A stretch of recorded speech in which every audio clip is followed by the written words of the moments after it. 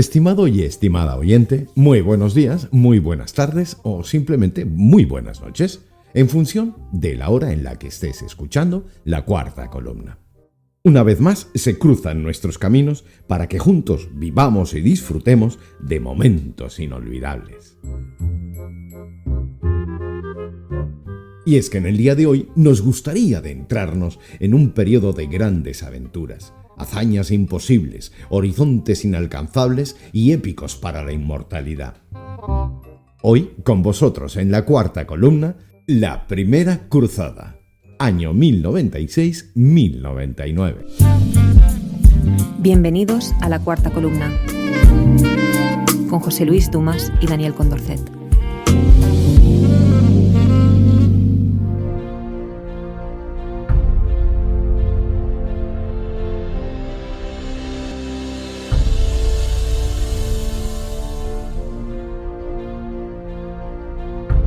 La cuarta columna, el podcast donde masonería, filosofía e historia se unen para formar vuestro espacio de conocimiento y reflexión.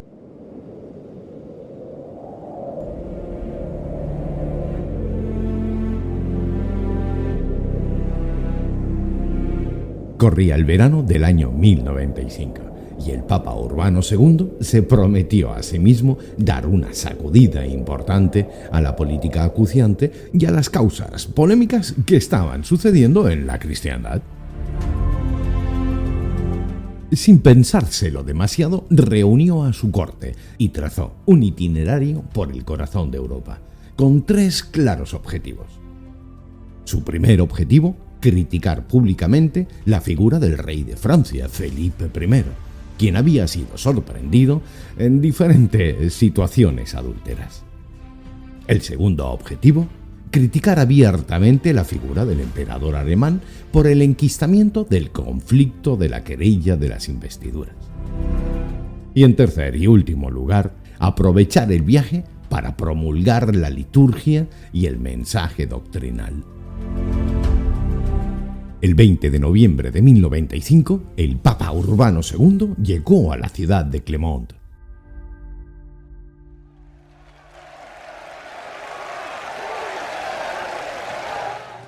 Las masas de fieles se congregaron a su llegada, recibiendo a algunos nobles y príncipes.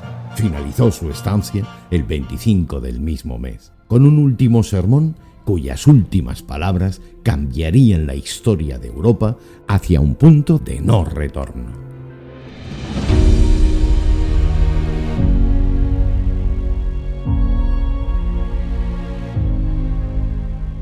Tras un duro sermón contra los infieles musulmanes e informar a Bizancio de que corría peligro, animó a las masas a tomar Jerusalén, con la proclama «Deus lo vol», Dios lo quiere. El resultado de aquellas palabras fue espectacular.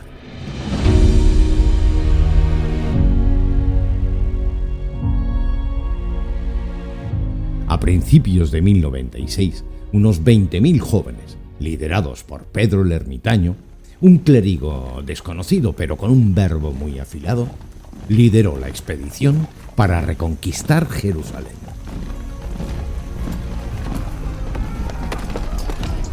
Tras desbordar a su paso a muchos pueblos de la actual Bulgaria y zonas de los Balcanes, y tras pasar por Bizancio y cruzar el mar del Bósforo, fueron aplastados por los turcos selyúcidas.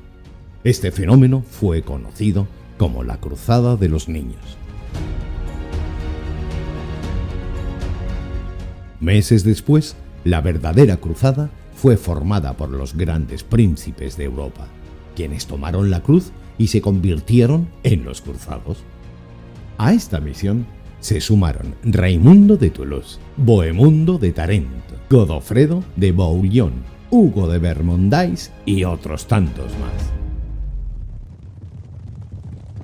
Miles de soldados, comandados por sus príncipes, llegaron a Constantinopla en 1096. Tras pasar por el Bósforo, los cruzados arremetieron contra Nicea, poniéndola bajo asedio, cuya ciudad fue rendida a favor del emperador bizantino gracias a sus espías. Y para cara estupefacción de los cruzados, quienes no encajaron nada bien el suceso. Al año siguiente, en el 1097, el emperador selyúcida se propuso aplastar a los cruzados y ambos ejércitos se vieron las caras en Dorilea. La batalla duró solo un día. Enseñaron lo mejor que tenían y, sobre todo, las formas de combate.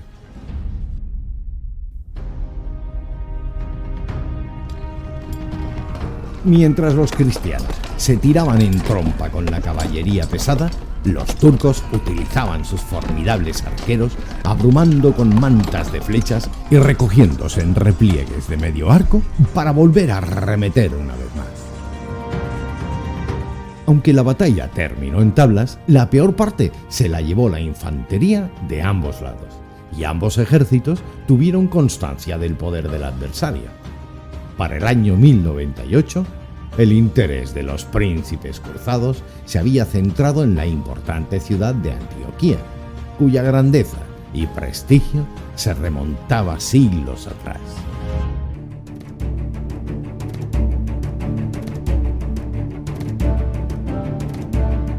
La toma de Antioquía se convirtió en una verdadera sangría para los cruzados, cuyo asedio duró más de 8 meses, y tras tomarla, gracias a los confidentes de Bohemundo, pues al coaccionar a un guardia, los asediadores se convirtieron en asediados. Y para liberarse de semejante asedio, la anécdota que se dio no dejará indiferente a nadie. Asistimos, pues, a uno de los grandes fraudes de las cruzadas. Un clérigo llamado Ademaro fingió encontrar en la ciudad la lanza de Longinos, aquella con la que asestaron el último golpe en la cruz a Cristo. Tal fue la interpretación de que aquello era una señal de Dios, que miles de soldados cruzados, hambrientos y masacrados por meses de duros combates, salieron de las murallas de Antioquía para enfrentarse a un ejército turco que les doblaba en número. Según recogen las crónicas, los turcos, al ver el fervor y ansias de combate de los cristianos, se retiraron del campo de batalla. La toma de Antioquía, que duró más de 8 meses, se convirtió en la gran prueba de fuego de la primera cruzada. Tras la toma de la prestigiosa ciudad, lo que quedaba en los ejércitos cruzados se enfocó en el gran objetivo de la cristiandad de Jerusalén. A principios de julio del año 1099, los ejércitos cruzados, comandados por Raimundo de Toulouse y Godofredo de Bouillon, librando feroces combates, se lanzaron hacia las murallas de Jerusalén. Finalmente, el día 3 de julio fue tomada por los cristianos, llevando a cabo una de las peores matanzas de civiles.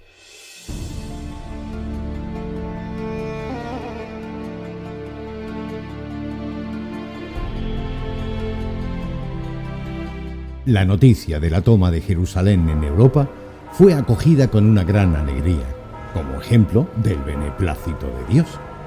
Muchos cruzados decidieron quedarse en los recientes estados cristianos, que se fundamentaron en Tierra Santa, y otros muchos fueron recibidos a su vuelta de la cristiandad como verdaderos héroes.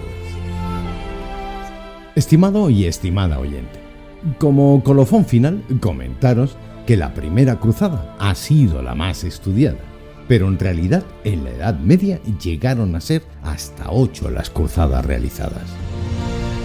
Incluso resulta muy llamativo en nuestros días ver que el término cruzada ha sobrevivido a nuestro tiempo, siendo un término que se define a sí mismo como una gran y dura empresa de una duración prolongada en el tiempo.